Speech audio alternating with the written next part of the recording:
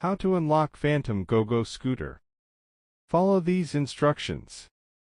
Press and hold the power button until the scooter lights up and shows the Bluetooth indicator on the screen. Open the GoGo Connect app on your phone and log in using the account linked to your scooter.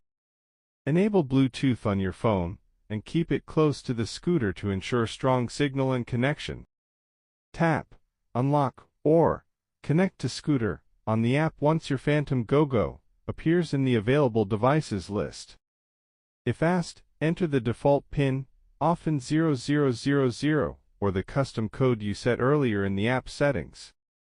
Wait a few seconds while the app verifies the connection and unlocks the scooter for use.